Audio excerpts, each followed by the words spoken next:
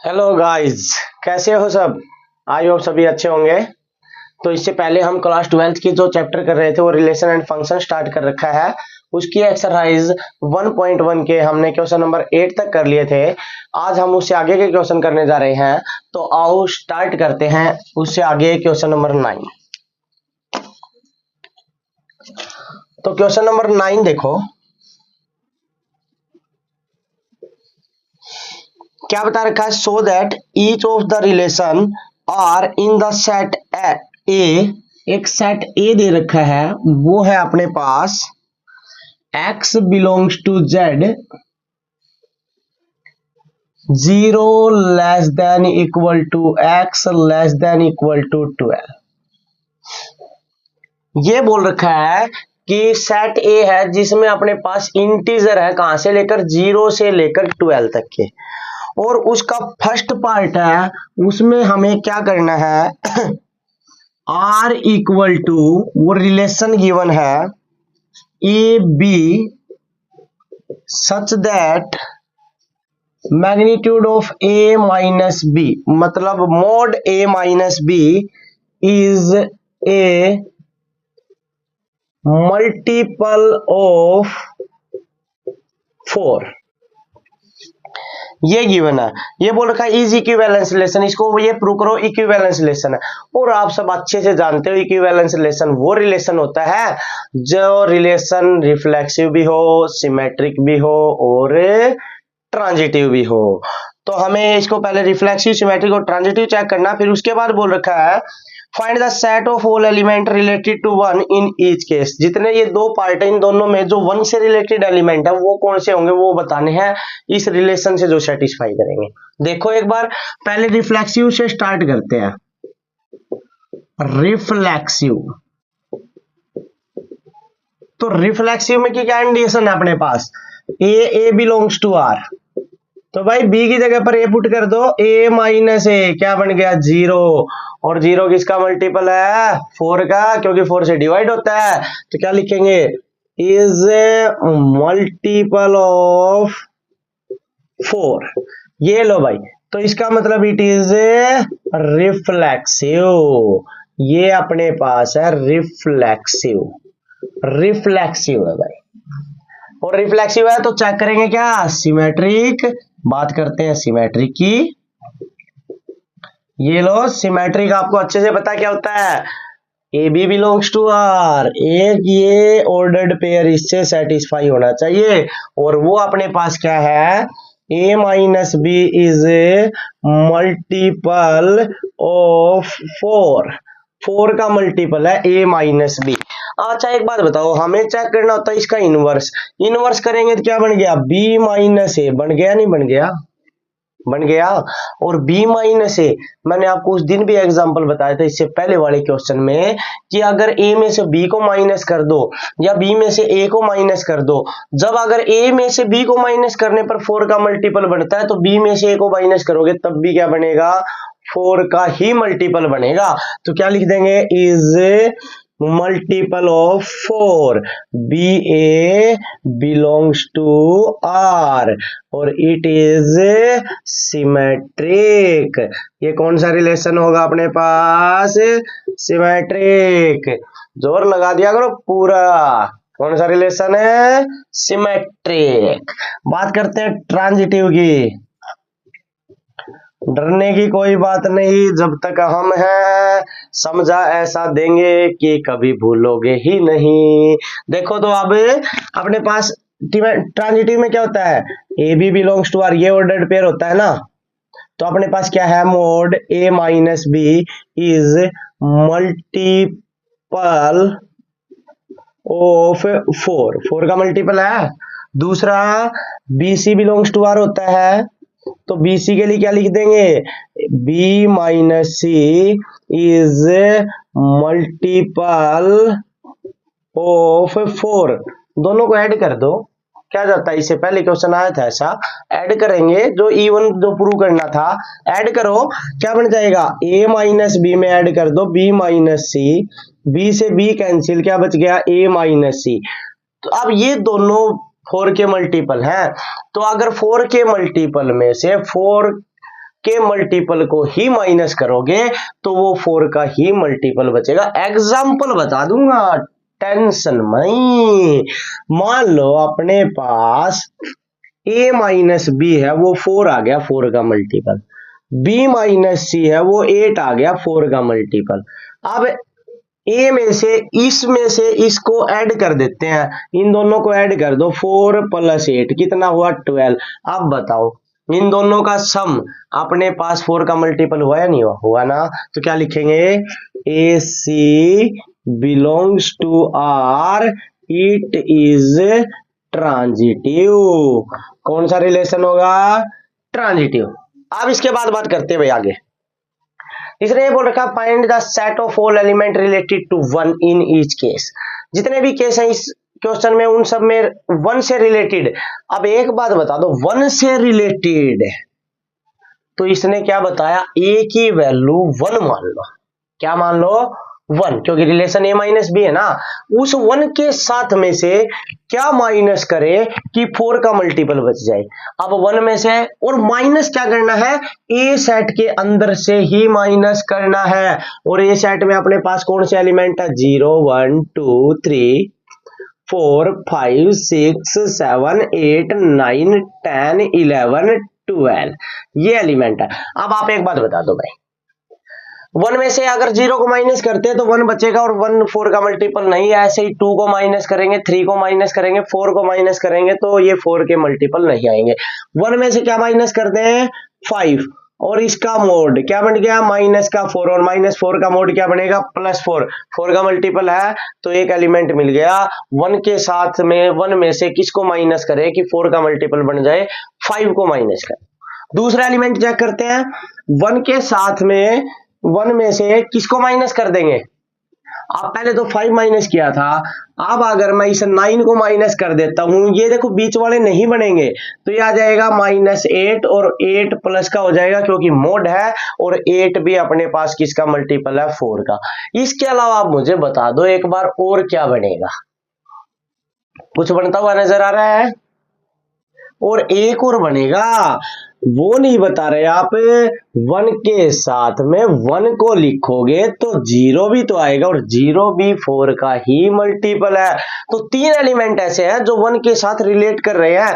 अगर 1 में से उनको माइनस करते हैं तो 4 का मल्टीपल लिखे बनता है। तो क्या लिखेंगे, कौन कौन से एलिमेंट है, 1 है, 5 है, 9 है, रिलेटेड टू 1। ये अपने पास 1 से रिलेटेड होंगे, क्योंकि 1 में से इनको माइनस करोगे तो 4 का मल्टीपल बचेगा। तो ये था आपका क्वेश्चन नंबर 9 का फर्स्ट पार्ट। आपको अच्छे समझ आ गया। सेकंड पार्ट की तरफ बढ़ते हैं भाई। क्वेश्चन नंबर 9 का सेकंड पार्ट देखो।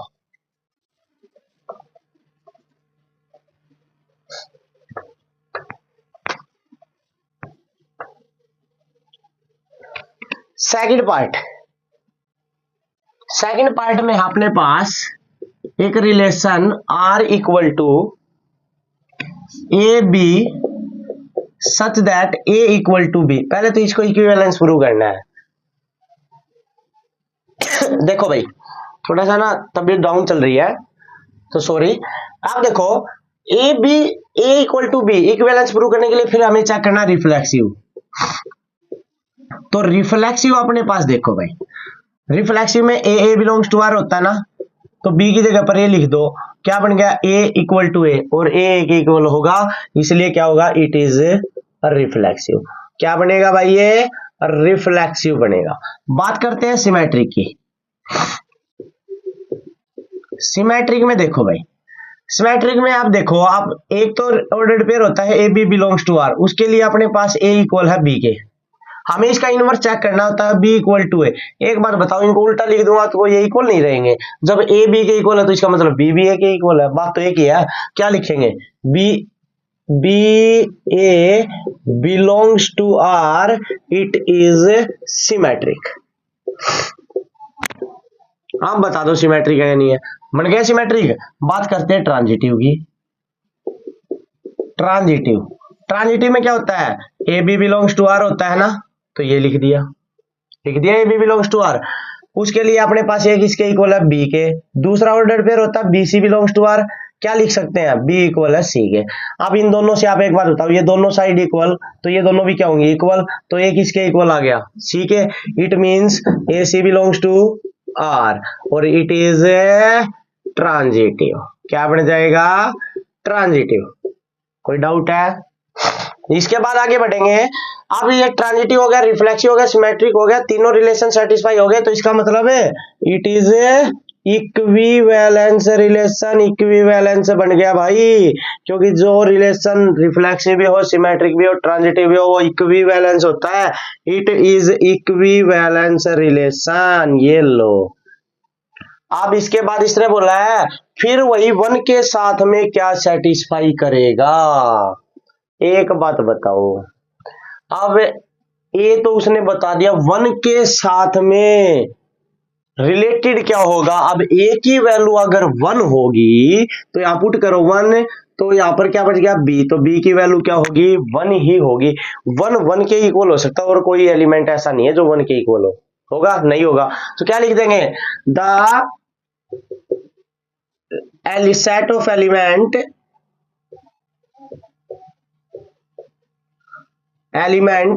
Related to 1 is 1। वो क्या होगा, 1 ही ऐसा होगा जो 1 के इक्वल हो सकता है, इसलिए 1 के साथ रिलेट करेगा, बाकी कोई एलिमेंट नहीं करेंगे। ये था आपका क्वेश्चन नंबर 9 का सेकंड पार्ट। आई होप आपको अच्छे से समझ आ गया होगा। नेक्स्ट क्वेश्चन की तरफ बढ़ते हैं भाई, आओ चले क्वेश्चन नंबर 10 में आ जाओ।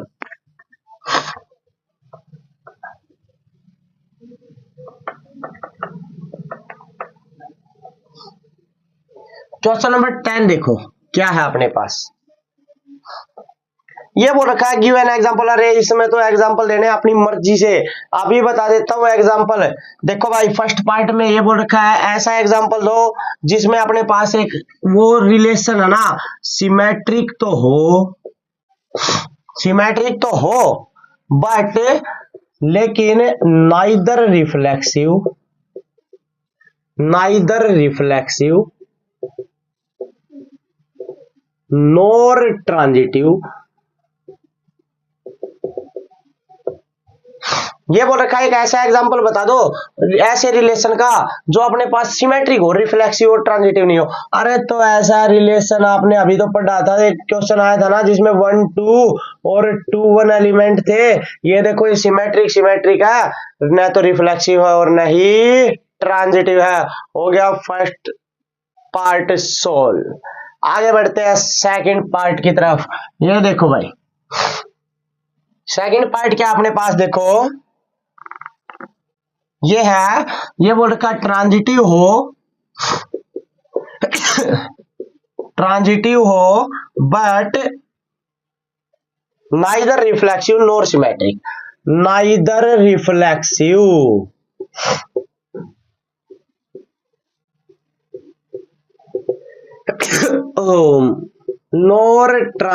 Nor symmetric.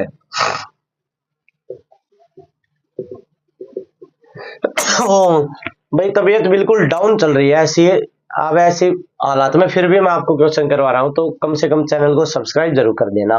तो आप देखो ये ट्रांजिटिव हो लेकिन रिफ्लेक्सिव और सिमेट्रिक ना हो, और ऐसा रिलेशन अपने पास एक ये होता है। अपनी तरफ से एग्जांपल लिखना जरूरी नहीं, मैं बता रहा हूं वही लिखोगे। A B such that A less than equal to B. A less than B, equal नहीं भाई, ए लेस देन बी। देखो ए अगर यहाँ पर ए रखेंगे तो ए लेस देन ए, गलत बात है, रिफ्लेक्सिव नहीं होगा। अगर ए बी से छोटा है तो बी ए से छोटा नहीं हो सकता, गलत बात है, सिमेट्रिक नहीं होगा। लेकिन ये रिलेशन ट्रांजिटिव जरूर होगा, क्योंकि ए बी से छोटा है, बी सी से छोटा है, तो इसका मतलब ए सी से जरूर छोटा होगा। Any doubt? एग्जाम्पल लिख दिए। ऐसे ही भाई बाकी के आपको इसमें अपने पास पार्ट है 5, और इन 5 के पास पार्ट के एग्जाम्पल आप खुद लिख लोगे, क्योंकि ये क्वेश्चन ऐसा एग्जाम के अकॉर्डिंग इंपॉर्टेंट भी नहीं है बिल्कुल भी, और वैसे भी आपको खुद से एग्जाम्पल लिखने आने चाहिए, एक बार ट्राई करना। तो बाकी हम नेक्स्ट क्वेश्चन की तरफ बढ़ते हैं, इसमें सिर्फ एग्जाम्पल ही लिखने हैं, वो आप खुद लिख लोगे। नेक्स्ट क्वेश्चन है क्वेश्चन नंबर 11, इसकी बात करते हैं भाई। देखो क्या बोल रहा है, ये बोल रखा है so that the relation R relation है, ये बोल रखा है R equal to P Q such that distance of P of point P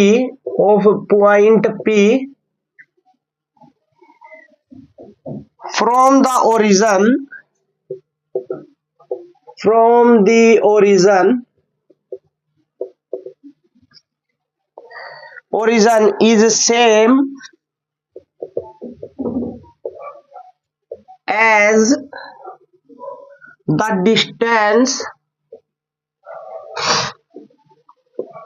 distance of the point Q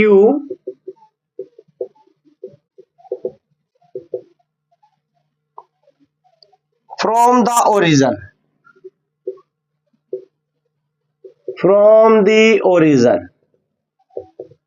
देखो भाई ये रिलेशन है और बोल रखा है कि इज एन इक्विवेलेंस रिलेशन, इसको इक्विवेलेंस प्रूव करना है भाई। तो देखो एक बार सीधी सी बात है, क्या बता रखा है distance of point P point की डिस्टेंस फ्रॉम द ओरिजिन का मतलब होता है 0 0, और मान लेता हूं मैं let origin is denoted by O से डिनोट कर लिया भाई। तो इसका मतलब ओ की पी से डिस्टेंस और ओ की क्यू से डिस्टेंस वो बोल रखा दोनों सेम है। तो अपने पास क्या रिलेशन बन गया वो देखो, ये बन गया भाई P Q such that O P equal to O Q, ये बन गया। अब इसको रिफ्लेक्सिव सिमेट्रिक ट्रांजिटिव लिख लो। भाई इतनी बड़ी डेफिनेशन थी, छोटी सी बना दी 2 वर्ड में रे भाई ने, है कुछ तो दम है। आप देखो तो फिर आगे रिफ्लेक्सिव की बात करते हैं भाई। रिफ्लेक्सिव में हमें क्या होता है, ए बिलोंग्स टू आर, तो कोई दिक्कत नहीं, ओ पी है तो क्यू की जगह पर भी पी लिख देंगे। क्या बन गया O P equal to O P. अगर सेम ये देखो ये डिस्टेंस और ये डिस्टेंस तो सेम हो गई और सेम हो गई, तो इसका मतलब है इट इज रिफ्लेक्सिव। ये बन गया भाई रिफ्लेक्सिव। बात करते हैं सिमेट्रिक की। सिमेट्रिक में देखो क्या होता है अपने पास, a B belongs to R होता है ना, उसके लिए अपने पास क्या है O P equal to O Q, ये कंडीशन है। हमें चेक करना होता है बी ए, एक बार देख लो भाई, इनको उल्टा लिख दो O Q equal to O P, कुछ फर्क पड़ेगा नहीं पड़ेगा। आप बोलोगे ये तो सेम टू सेम बात है सर, और सेम बात है तो क्या लिख देंगे belongs to R, it is symmetric. ये लो भाई सिमेट्रिक। ट्रांजिटिव की बात करते हैं, आगे बढ़ते रहो पीछे हटना ही नहीं है चाहे कुछ भी हो जाए। तो देखो भाई ट्रांजिटिव की बात करेंगे तो आपको पता है A B belongs to R, तो इसका मतलब ओपी किसके इक्वल है ओ क्यू के, ये ऑर्डर्ड पेयर हो गया। और अगर दूसरा ऑर्डर्ड पेयर अगर हम इसमें बिलोंग करवाएंगे B C belongs to R, तो मान लेते हैं कि ओ क्यू है, एक पॉइंट और है आर जिसकी डिस्टेंस ओरिजिन से सेम है इनके, तो लिख लिया let O Q equal to O R. अब देखो ये दोनों इक्वल, तो ये दोनों भी क्या होंगे equal, it means O P equal आ गया किसके ओ आर के। इसका मतलब क्या हुआ, ओ पी मतलब ए और सी मतलब ओ आर, तो ए सी बिलोंग कर गया किसमें आर में, तो क्या लिखेंगे it is transitive.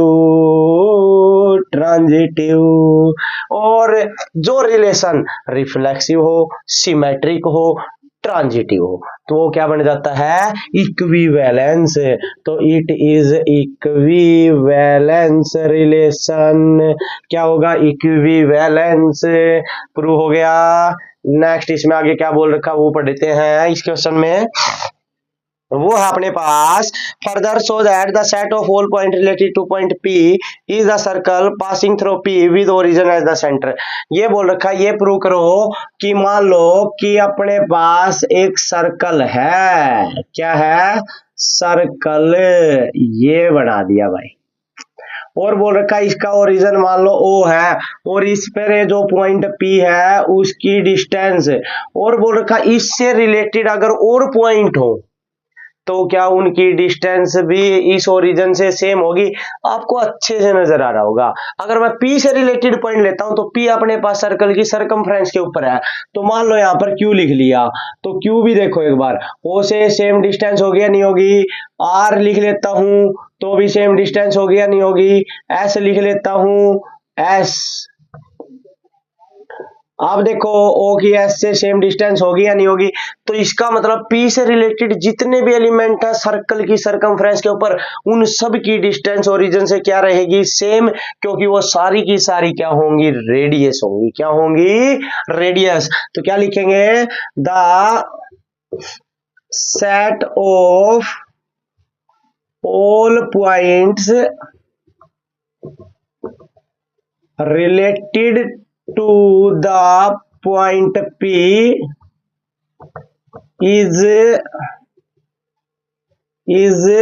same distance